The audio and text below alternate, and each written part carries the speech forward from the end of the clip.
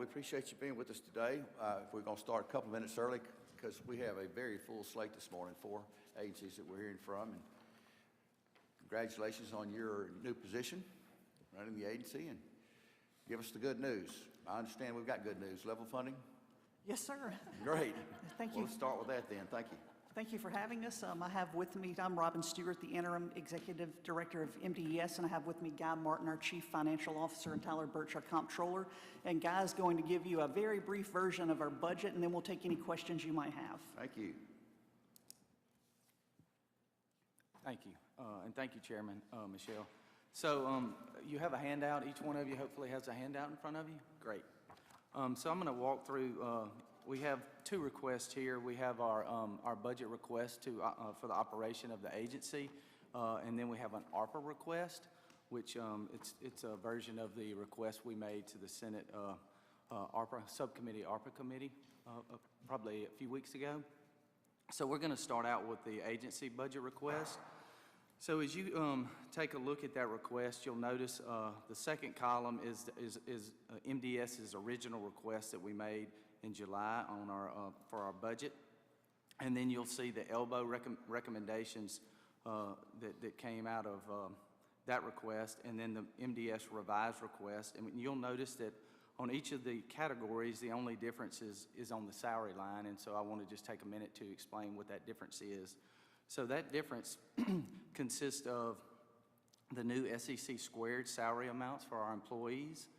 It also consists of the Joint Legislative Budget Committee recommended that all employees who are below the minimum be brought to minimum starting in 2023. So we identified all current employees that were below minimum and brought them to minimum. And we also included a 3% raise for all employees in 2023. I noticed numerous bills that recommended that, and I wanted to make sure we got that in our appropriation bill. And also, in the final difference in that $13.9 million is our vacant pens that we're requesting to retain. During COVID, we brought on a lot of time-limited people, and as we're getting rid of our time-limited people, we're moving a lot of the good ones that we picked up, moving over to permanent employees. We're very fortunate to identify some good people there. Also, just a few other things I want to point out. So we're requesting $175,718,240. We're requesting that be granted lump sum appropriation. Of the $175 million, that includes 1.4 for SLDS, and that comes out of the general funds.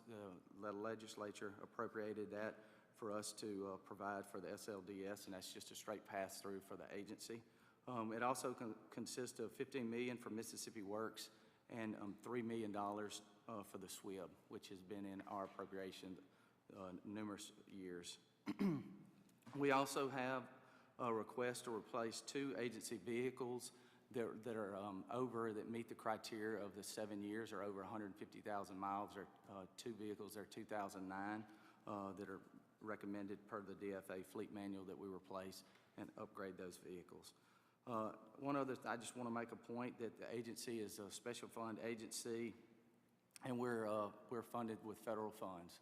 So we have no general funds that support the agency. The only general funds, like I mentioned before, is for the SLDS, which is a straight pass-through to provide to Mississippi State for that operation. Any questions before I move into the ARPA request?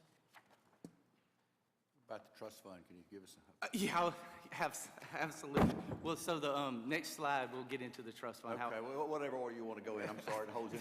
I do know you want to know about that, so we will definitely identify that. So the second request is for the ARPA funding, and pretty easy, straightforward request.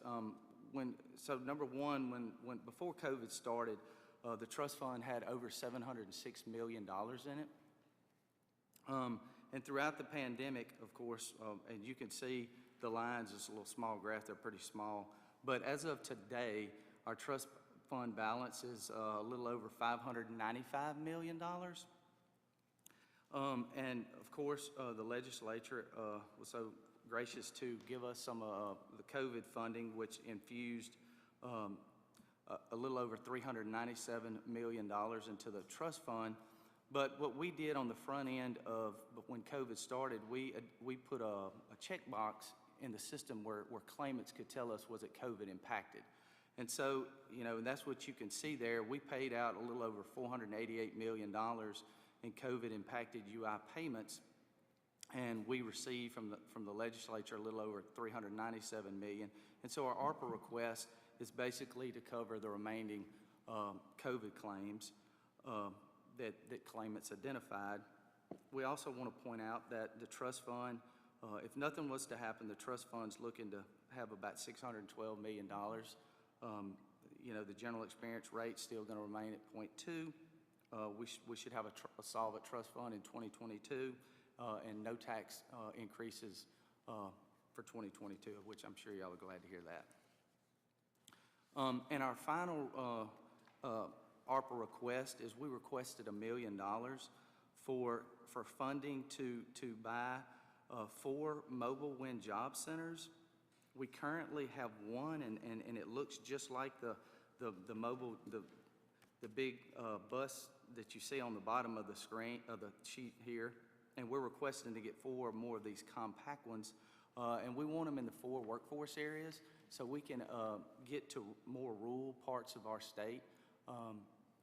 Not only to help us, MDES, but also with Accelerate and starting to identify sectors to increase workforce. And the big unit is, like I said, it's over 16 years old, and it becomes difficult to get into some of these smaller places around our state. And we were asking for $1 million to get 4 of them, or we'll take any amount of money to get any amounts that we could. If we could just get 1, that would be great. But we would love to get 4 to identify the 4 workforce areas and make it really easy to get into these communities for job fairs and to try to increase workforce in the state.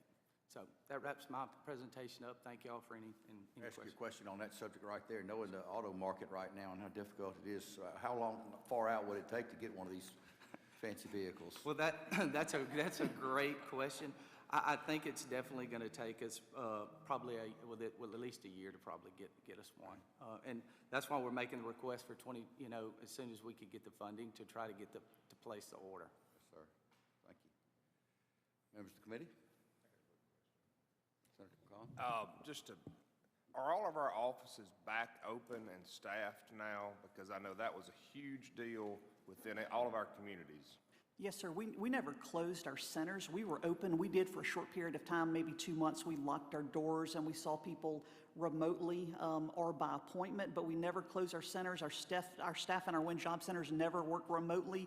They were in the building 100% of the time unless they were out on leave or with COVID, but all of our centers were open on 100% of the time. Okay, and while I understand they were open, practically they weren't open a couple of times. And that's my concern is locking the door, putting a note on the door. That didn't work. So I hope we looked at another plan.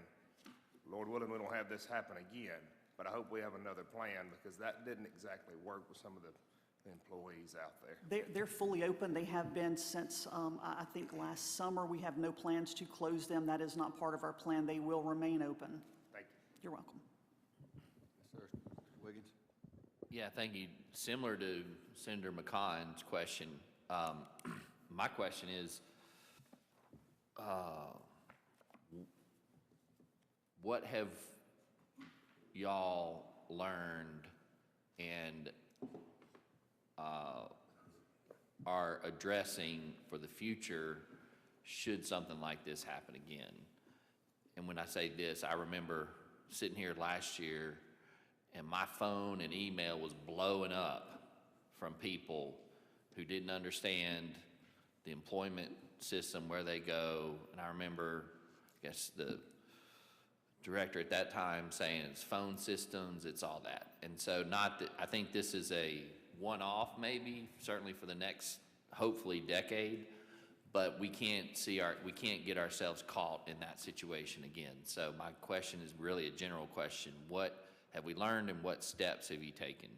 Well, That's a great question. We've learned a lot throughout the pandemic, and like you, none of us envisioned a nationwide pandemic, but, things that we learned is that it's a really bad decision to tie every single phone line together in one system. So now, our Win Job centers are not tied to our call center number, so we have an entirely new phone system, works a lot better.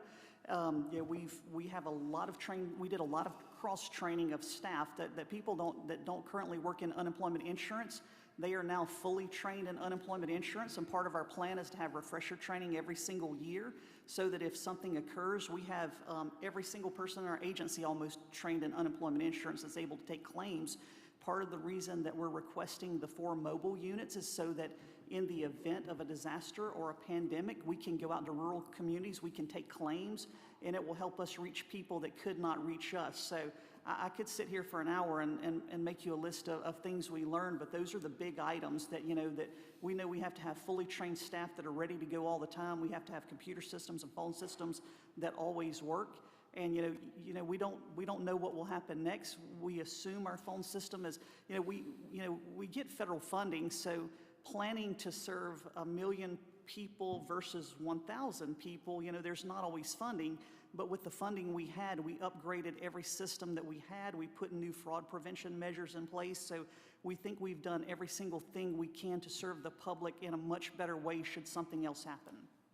Thank you. With that, I would add, I would hope that, for lack of a better description, an education initiative was started, because what I found out was people don't know what MDES does.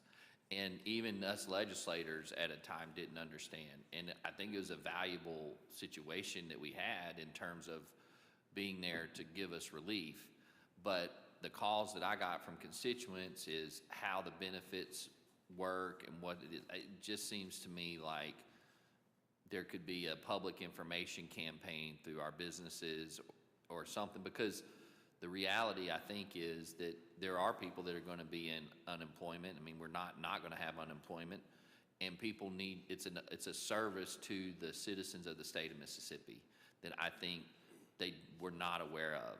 And when the pandemic hit, they're like, oh, what is MDES? What do they do? So that, I would offer that.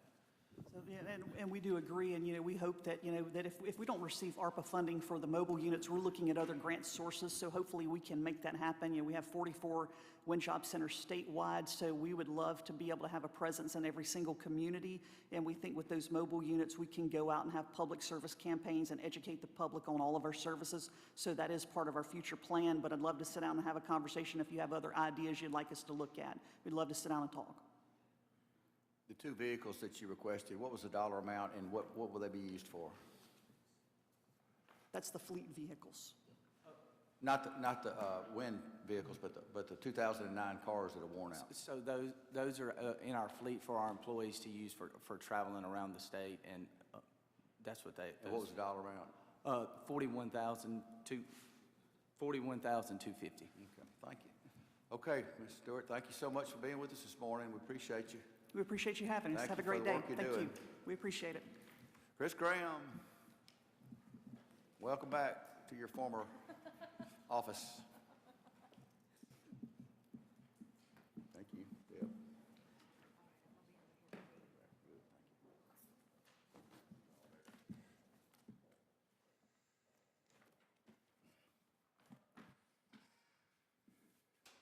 Proud to have the Department of Revenue with us today. Chris, would you introduce your co-workers, please? And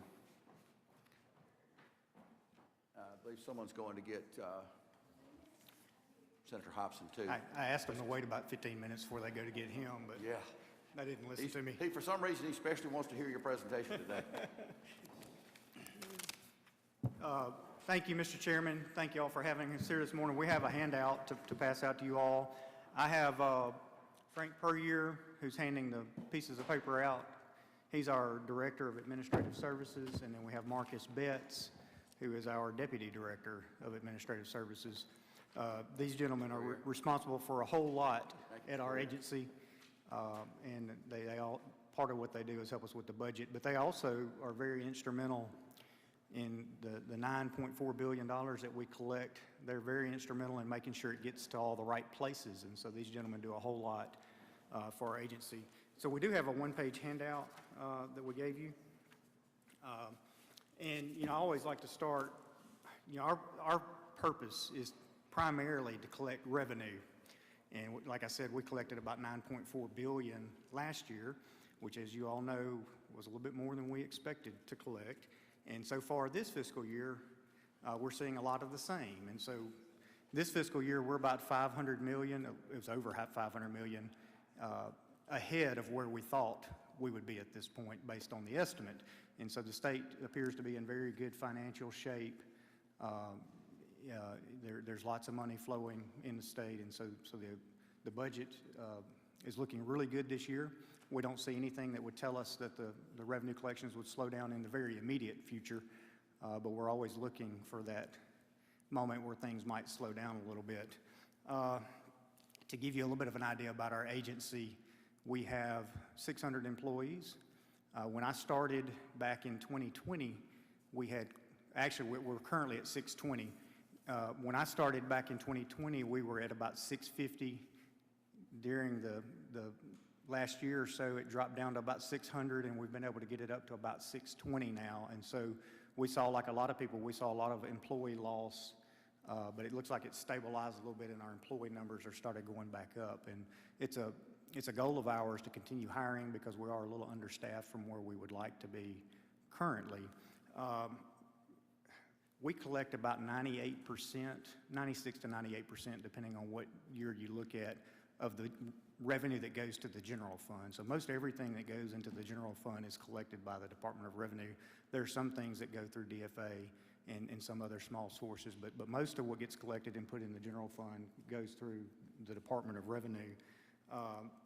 And so, unsurprisingly, we're very employee intensive and technology intensive. We really rely on technology and manpower to make sure that we're able to collect revenue. And just to give you a couple of stats, we deposit about $40 million a day. I think last year was a little lower than $40 million a day that gets deposited into the bank account. We take 330,000 taxpayer calls a year. We conduct 11,000 audits or so. I think last year was about 11,000 audits that we conducted. Those audits will bring in well over $100 million to the state. We have people who go out and try to collect taxes and evaluate businesses for compliance. They'll make right at 40,000 site visits in a year, and those people are responsible for bringing in $120 million into the state. They really bring in a lot more than that, because when people know that you'll come out to collect, they're more likely to comply than if they know that nobody will come and knock on their door. So we have a group of people whose job it is to go out and make site visits and try to collect revenue for the state. We have a legal department. They'll open about 600 new files each year. Not all of those go to hearing, but it does take our legal staff to handle all the appeals from all the decisions that we make throughout the year. And then we'll issue about 80,000 garnishments in a year. And a lot of the things that we do, we're able to do because of some of the computer investments that we've made. We'll scan, one year we scanned 8 million documents. I think last year we scanned a little lower than that. And so we have documents that come in, and we have high-speed scanners, and we'll scan 8 million documents. And all that stuff gets input because there's a taxpayer on the other end normally who's either looking for a refund or has made a payment or something. And every time we handle a document, we scan it, get into our system, and try to process it. So there's just a whole lot of intensive scanning that we do in our office. And like I said, we'll issue 80,000 garnishments. We might issue 80,000 letters to taxpayers saying, hey, you have an account balance, you made a missed payment, you haven't filed something. And so we might have a month where we send out 80,000 pieces of mail. And so technology for us is really important. Also, the people, like I said, when you go out and have to knock on doors and you have to conduct audits, those two things are really critical for us. In 2010, we started a computerized tax system. We call it MARS.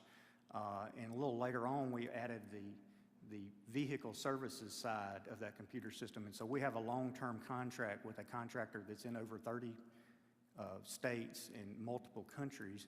And so from a contractual services standpoint, if you see our contractual services line, most of the time when we're asking for money for that, most of that is going to be related to those tax systems. Sometimes it will be for equipment at various places, but most of the time it's the tax systems that we use to process all the tax returns. Like, we'll receive almost 4 million tax returns this year. All the different types of returns get filed with us, and that tax system processes all those tax returns. So when you see contractual services, most of our payments on contractual services are related to that long-term contract that we have. We just entered a 5-year renewal. I think it's a 5-year renewal with that company. So in 5 years, we'll have to either up it again or look for a new solution. But our contractual services line is important, and that's part of our technology needs. If you'll look at the one-pager that I handed out, this is just kind of our summary of what the legislative budget recommendation was. That's the first column.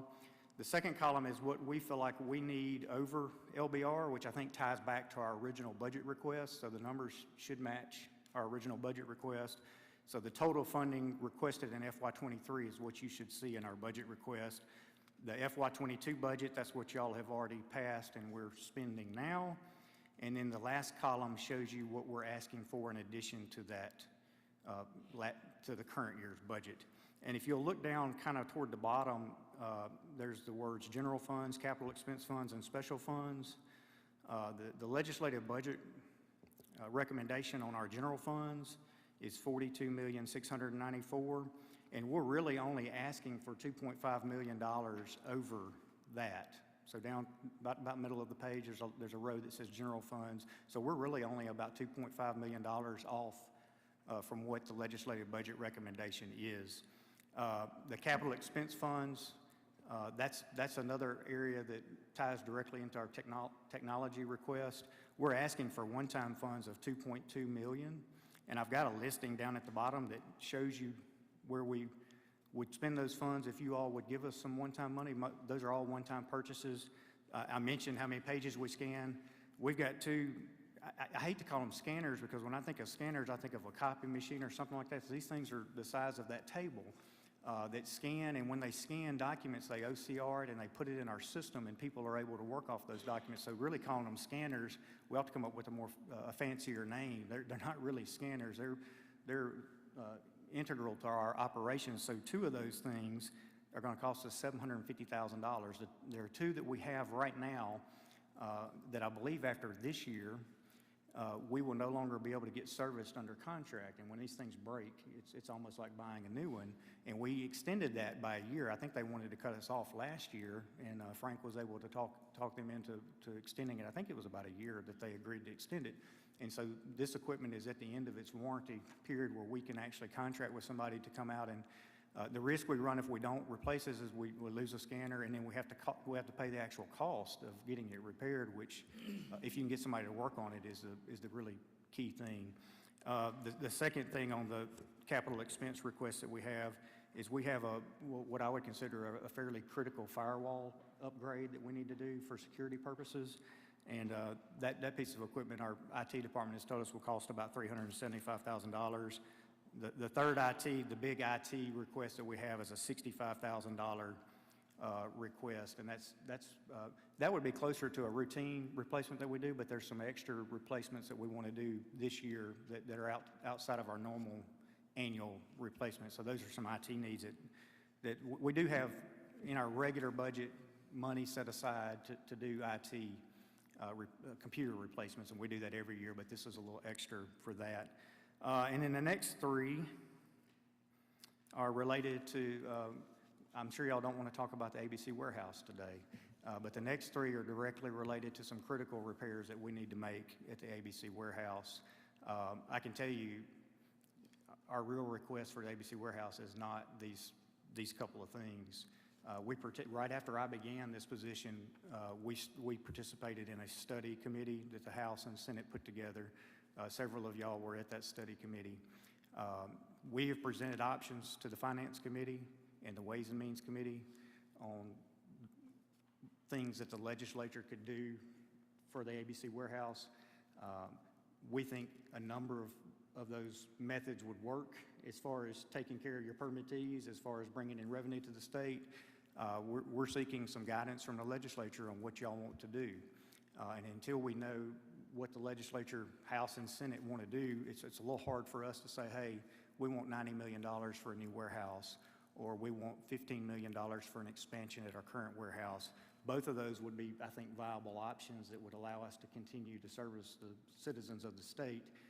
But until we get some guidance from you all, we've put together some rough numbers on all that, and I've provided that in the past to the Finance Committee and the Ways and Means Committee. So those numbers are out there, and we're happy to work with you all through the appropriations process to see if there's anything from the appropriations side that y'all think that we can do, as opposed to having to have a law change, whether you're going to privatize the entire operation or just expand the warehouse. I'll tell you, I have another sheet. I do want to give it to you.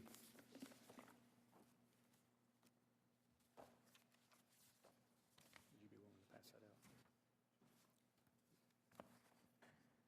It should be the same sheet for everybody. This comes out of our annual report, and we're about to release our 21 annual report. We were just able to get it finalized, but it's a large document. We'll get you all a copy of it. This shows what ABC has brought in. This shows what the warehouse has brought in since 1967 to the state.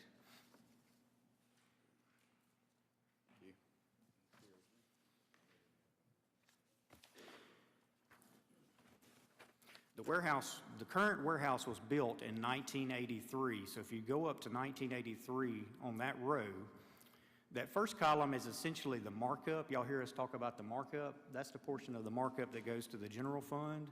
The second column is permit fees. Some of those permit fees come to the general fund, and some of them go to your locals, whether it's a municipality or a county.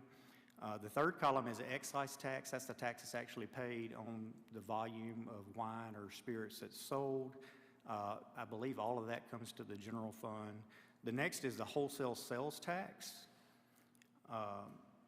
And then there's the alcohol abuse tax. That's the money that y'all send to the Department of Mental Health. That's part of the markup. So some of the money for the 27.5% markup gets taken off of there and sent to the Department of Mental Health. The rest of it gets sent to the general fund. Other charges and fees, that's going to probably be most likely your fines and things that whenever we fine people. And then there's some other fees that go into that. And then the last column is the total revenue for that year. And then the second to last column. The last column is the number of cases sold. So when the facility was built in 1983, we sold 2.1 million cases of alcohol that year.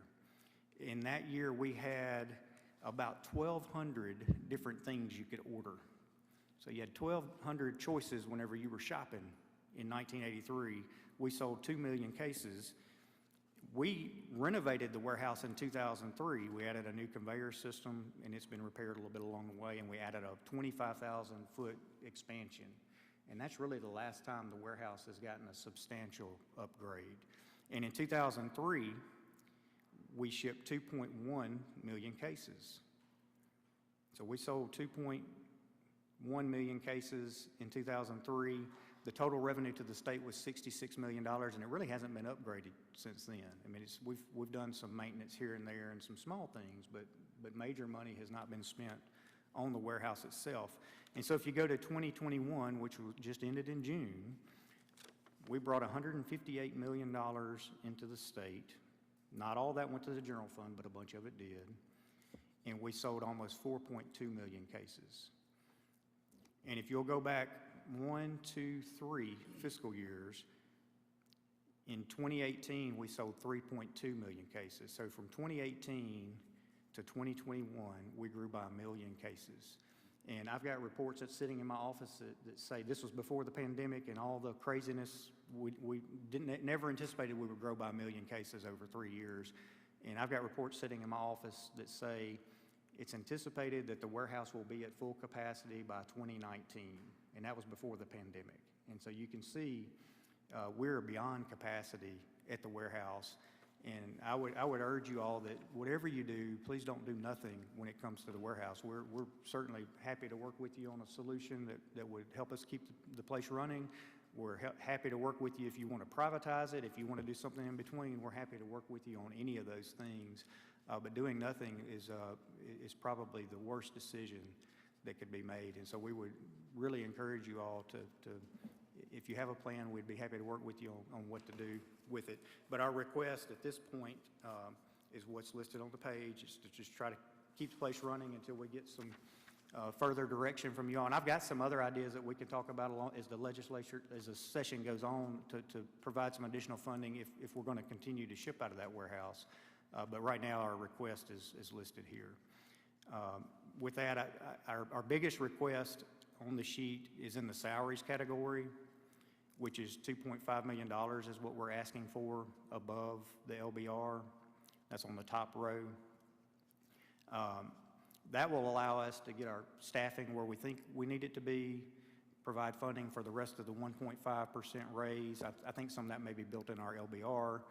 It helps us also get about halfway on the SEC squared, although we're still looking at those numbers. Those numbers will change a little bit. Let me ask you a quick question on Yes, sir. that. I know you've got in the back of your mind a great fear that once the Amazon plant opens up, you're liable to lose a lot of your workers. What are you paying your workers now for working in the warehouse? We just increased their salary, and they will get an increase with SEC squared, and it'll be 3% off of that. But we start out at about about $12.50 an hour, and it goes up from there. And they're working some overtime, but $12.50 an hour, so you're talking about $24,000, $25,000 a year. If you had a mass exodus, what would your strategy be, to go through a contractual employment agency to get people in there until you can stop the bleeding? We do currently utilize contracts, staffing agencies. They've had a really hard time finding people as well, but that would be part of what we would plan to do. And I've exercised 3 or 4 times a week, and I would be out there as well. We've got people at the office. Good free workout, huh? Yes, sir. And I'll tell you, that's not ideal, but we do have a pretty good team at the Department of Revenue. We've got 620 employees, and we have made, with COVID going around, we've made some internal contingency plans. What do we do if these things happen? And so we would call on contractual services, contract companies, and some internal people as well. Now, our primary function, don't get me wrong, ABC is a huge part of what we do, but our primary function is collecting revenue for the state, and so we're not going to do anything that jeopardizes collecting the $9 billion that we're going to bring in. But we've made some internal contingency plans. I'll tell you, the systems out there scare me probably more than the employees, and that's why I'm telling you, we've run numbers from getting a brand new system with an expansion. We've run numbers just getting enough of a system to keep us band-aided, and those numbers run anywhere from $3 million to about $20 million just with the snap of a finger. And so we've made lots of contingency plans, but all of the system side costs money. And so that is a concern. I do have some concerns with the age of the systems that we have out there, and we're replacing some of that stuff as we can along the way. On your solution of a new facility, we all know by the time the state decided to build a new building, it would be 5, 6, 7 years down the road, so that's not going to help the short term. Would the direct shipment of wine to retailers and consumers free up enough space in your facility for just the spirits, to where you wouldn't have to look at a larger facility? If all wine was subject to direct shipment and there was not the option to bring it to the warehouse, that would free up about 60% of our floor space, I believe. I get it confused. It's either 40% or 60%.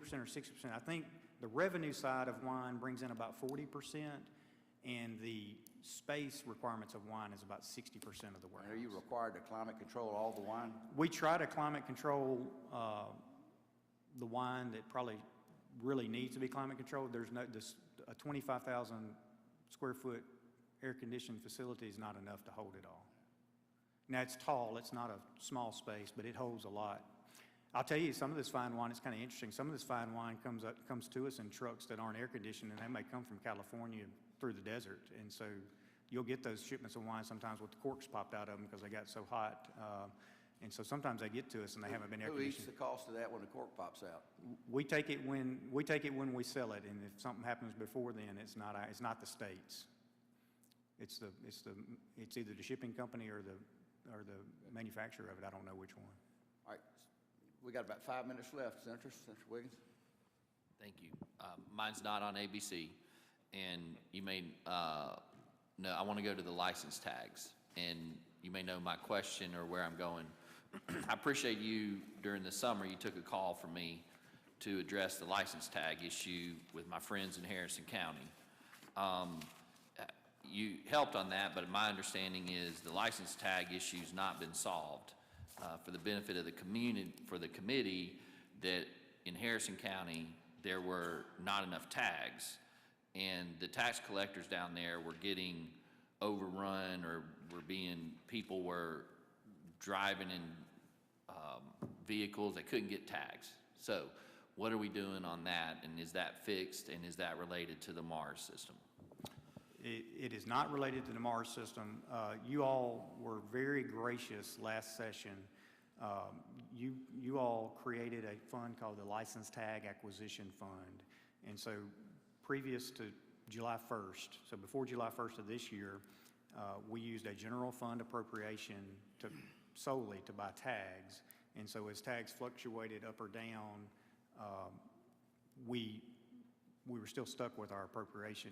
We couldn't necessarily ramp up purchasing a tag. So this past session, you all passed a bill that allows us to take the fees off the tags that are sold, put them in a fund, use those funds to purchase tags, and then send whatever's left over to the general fund. So all the money's still flowing to the general fund except what gets used to purchase tags.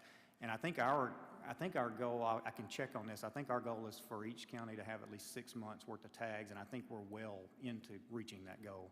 If you still have a problem, I'd be interested to know about it, because we should be well on our way. We've had some problems with suppliers being able to get the material to make the tags, but I don't think that's impacted what we can purchase. But last information I had, and admittedly it's been a while, that there was still an issue. That being said, if I understand it right, it's based on a projection that, and I know it's working with your office and the tax collectors. I will say this, based on the census numbers that we have, the bottom 6 counties, in particular, Harrison County, has grown 20%. My guess is that means there's more people will need more tags. So whatever the projections are, they need to be adjusted so that the Harrison County in particular, but also I would argue the others as well, aren't caught in this situation with people not being able to get their tags. And that's a good point, and we'll certainly look at that. And you have more people purchasing vehicles, lots of used cars being sold and purchased, and so demand and growth, I mean, so you guys are getting the double punch probably of growth. The number of cars sold, even though there aren't a lot of used cars on the lots, the car sales are really strong in the state, and so that's part of what's driven demand as well. Not to mention even the population that you're mentioning, and I think we probably should go back and make sure we've adjusted for that. I think that would be important, and thank you for working with me, and if we'll continue to do that. Yes, sir.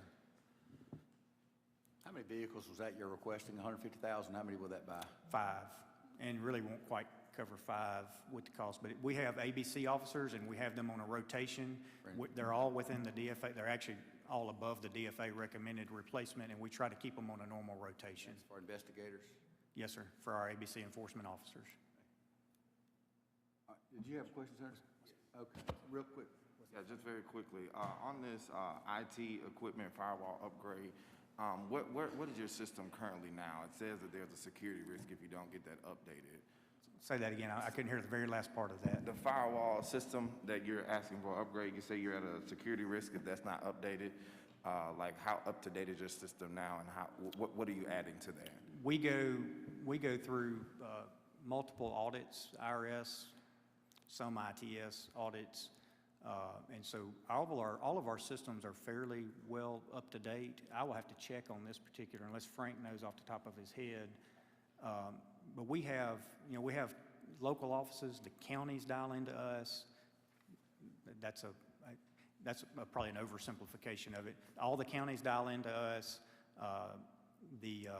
All of our permittees that order alcohol from us have a connection to us. Any taxpayer can set up a TAP account, a taxpayer access account. So we have lots of information coming in from the outside, and we also are required to share information with different groups. And so we spend a lot of time on security and purchasing security equipment. I don't know off the top of my head. I've had conversations with our IT director about what this particular piece of equipment is and why we're replacing it, but I can find that out and get back with you if you'd like for me to. We replace a lot of IT equipment every year. This firewall is one that he was keenly interested in getting replaced. So, Mr. Chairman has a final question. Thank you, Mr. Chair. I have to comment, first of all, that you can tell he's a former budget analyst. When he made the comment, we're only $2.5 million short of what we need. And I see another one in the back of the room, too. He knows exactly what I'm talking about. The only question I've got, Mr. Chair, is Commissioner, is a quick answer if you can. Yes, sir. But you and I have talked about it, but I don't know if I've got a real clear answer. Would it be better on the warehousing to have redundancy by having two places to go, or do you think the dollars would be better spent in one kind of state-of-the-art warehouse? As brief as you can be, thank you. If you asked me that question, I probably did not give you a clear answer, because you could do it both ways. And some people would say you reach some economies because if you're shipping all over the state, there's some extra cost that goes into that. From my perspective, I would be perfectly happy if we had one warehouse in a location that's reasonable to reach the entire state, because that's one set of managers, that's one set of security. I mean, we have to have lots of security at the warehouse. It's one set of overhead. So there's some real benefits with having it all in one place. Having said that, I think you could operate it very efficiently with 3 locations, or even 2 locations. If you wanted to locate one central and then one south, or maybe one central and one north, with the size of our, Hattiesburg down, it would make sense to have one in Hattiesburg and in the Jackson area. I think you could do it both ways. And from our perspective, it's probably a little bit more labor cost with our current system, because our current system, you have to have X number of employees to run the system because it's a conveyor system. If you went to multiple locations, you might want to relook, are you using a conveyor system or some type of system where people walk around or ride machines around and actually load pallets? And so you could do either. From my perspective, it's probably easier for managing to have one. But then you run into problems like getting labor at one. If we were in multiple locations, we might have a better labor pool that we could pick from in the 2 locations overall. Chris, would you please text me that percentage that the wine takes up in floor space in that warehouse? Yes, sir. It should be 60%, and it's not exactly 60%. It is 60. It's about 40% of the revenue and 60% of the space. There's all kinds of different wines. Wow. Okay, well, thank you. And we have about 4,000 products in the warehouse, and like I said, it was 2,000 way back when. It started out about 1,200, I think. Thank you. Thank you. I know we you. could spend another hour with you. I'm sorry we've got former Senator Cheney here. We've got a good farm club, you having worked in the Senate, and former senator about to appear before us, Senator Cheney. We have the Fire Academy and you. In the sake of time, would y'all like to tag team, or we're going to have to be on the Senate floor at 10 o'clock. Thank you. I appreciate you.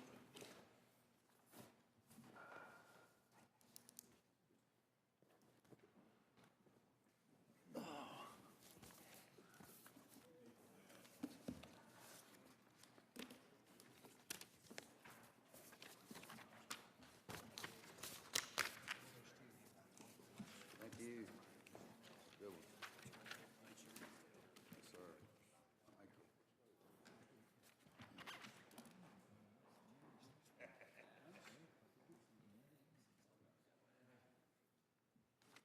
Good morning. Good morning. It's good to see all of you. Paul Ammerman, our Deputy Director of Administrative Services, is handing out our packet. It's not that big of a packet. I want to draw your attention first off, as you're going to see there's a letter in there from the Fire Academy. And that letter is really giving you a narrative of some of the things that is coming to our attention. A lot of it is a result of several things happening across the southeastern United States, but this in particular came to our attention about a month ago. But I'll let you read that letter as you have time, but just to kind of give you a brief description of what's in it is our industry training at the Fire Academy. And you'll see as you read through the letter the demand that we have there now for industry training and what it can bring to our state, to our Fire Academy for helping to operational budget for that facility. The big detail I really want to highlight there is Shell Oil Company is, as you all know, is one of the biggest oil companies in the world.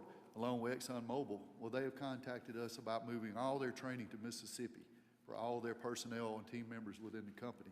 What that means is that the movement of that from Texas A&M could bring a large amount of money into our state and to our facility to help manage our operations there. Estimation right now, they're spending $2 million a year at Texas A&M. I do not know why they want to move, but they've contacted us about that.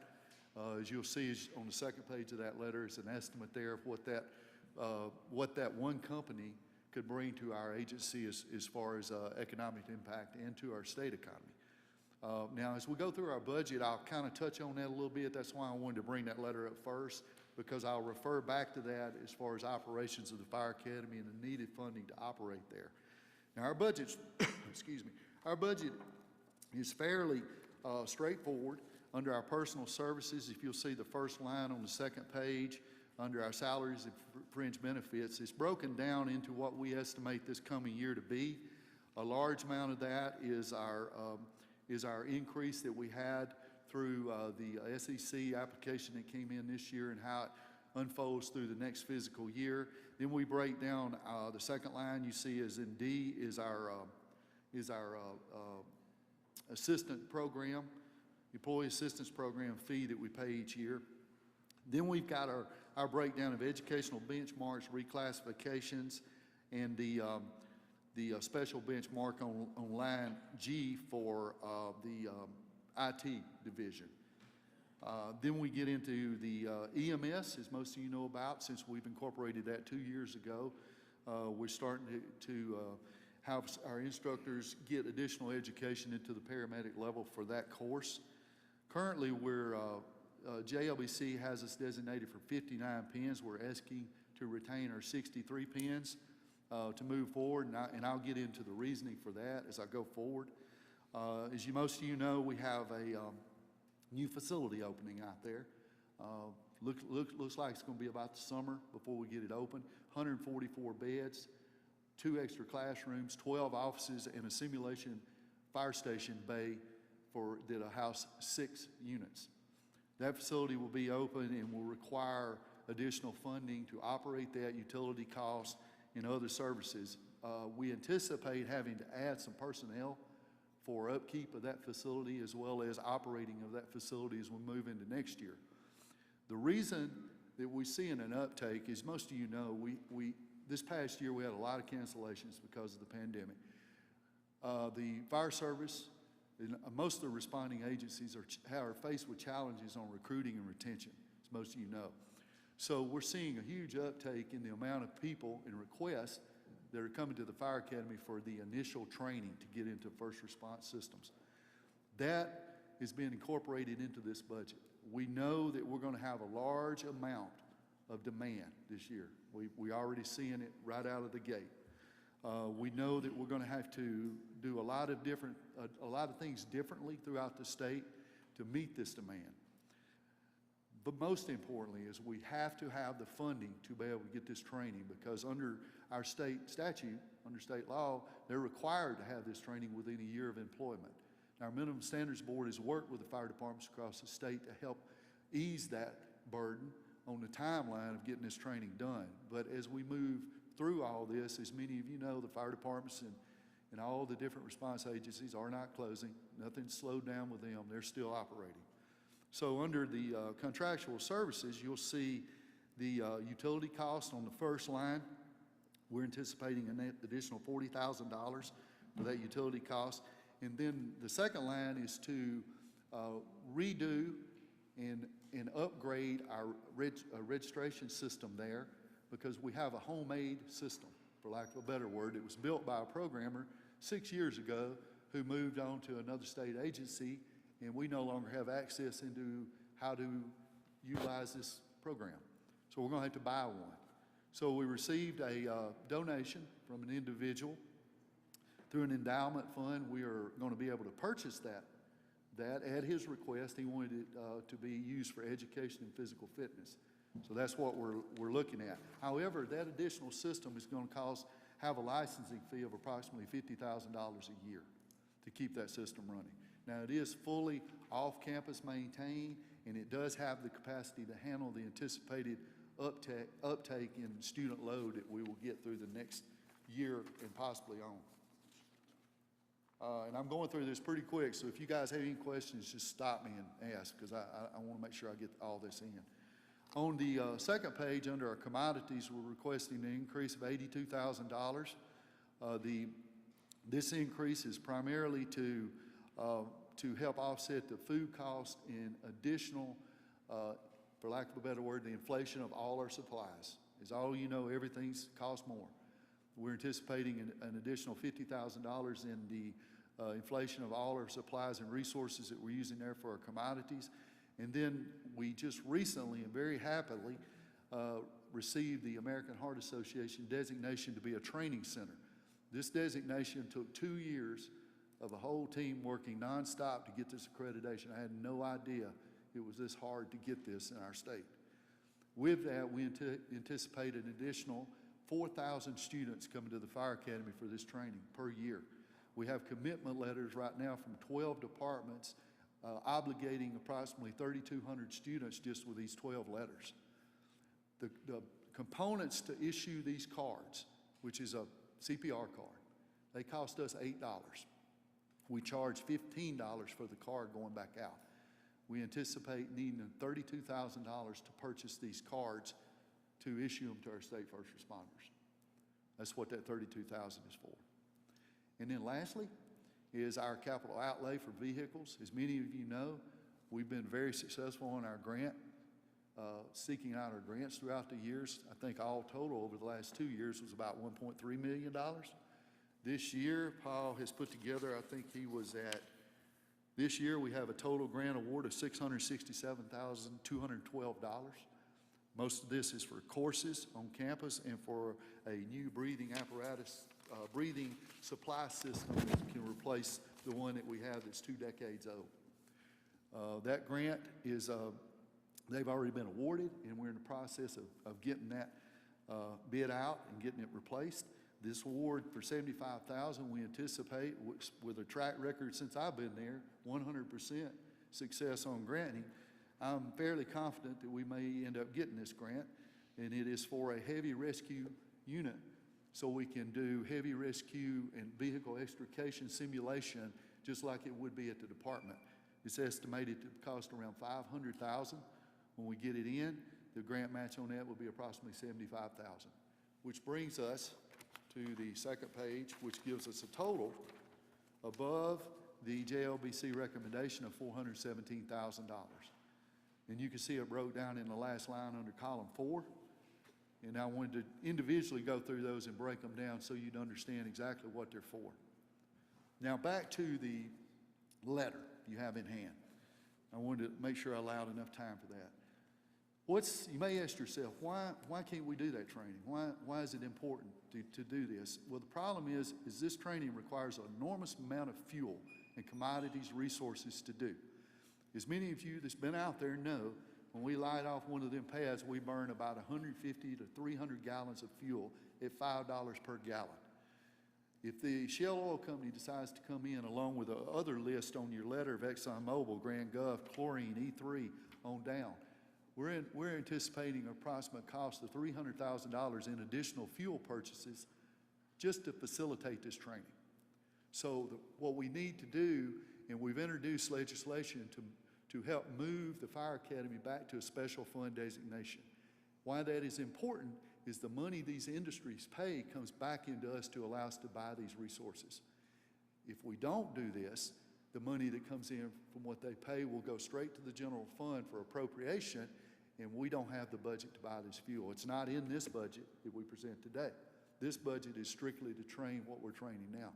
If we want to do industry training and we want this to come back to the state, we need to look at how we can accommodate this money circulating back through to purchase these resources. Now, these companies, not only do they come here for the training, but as Commissioner Cheney's often stated, this Fire Academy is the #1 fire academy in the United States, not one of the best, the #1. And the reason it is because it offers every component of first response training that is available currently in our country.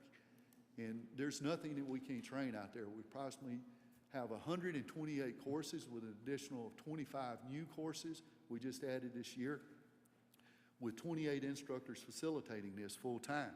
So this academy is a gem, a diamond in our state, as most of you know. We're asking humbly for an additional $417,000 to the JLBC recommendation to adequately fund this fire academy. So, Let me ask you a quick question, Terry. We're running out of time, and I don't want to shortchange the commissioner. Commissioner, would you like to come back some other time where we can spend 15, 20 minutes? Because right now, we're down to about 5 minutes. And Terry, I'm-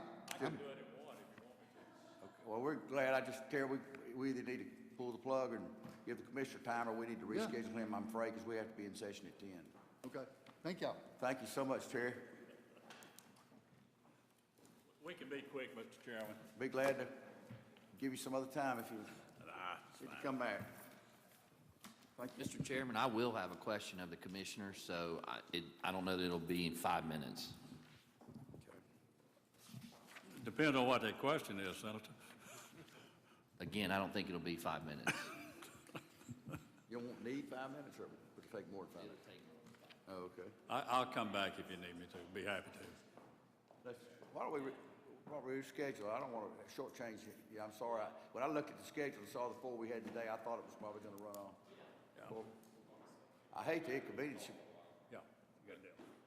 We're going to bring up a bill on the floor that we need to be there to vote on, congressional redistricting. We'd be happy to come back at your pleasure. If you don't mind, I don't want to shortchange you. That's quite all right. Good luck on the vote this morning.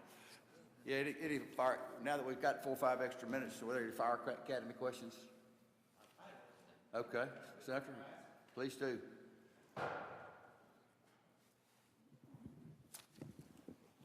Director Wages. How many of those trainees will be volunteer firemen this year, percentage-wise or number? Well, approximately 300 will come through that are career firefighters, going through our basic firefighter course. Our volunteer training is done regionally throughout the state, so the estimate on how many we train per year, I would really be guessing. Save your insurance stuff. Anywhere from 8 to 1,200 will be trained throughout the process. 8 to 1,200 this year? And that would add to the total number of how many volunteer firemen in the state would you say it is? Right now, we're estimating around 13,000. There's 13,000 volunteer firemen. We're going to add additional. And some of them could be, moving out, passing on, but, we can see, about 8 to 1,200 per year. Yeah, the certification, they're done out in the field, volunteer certification. And this is strictly the volunteer fire numbers. Thank you. Is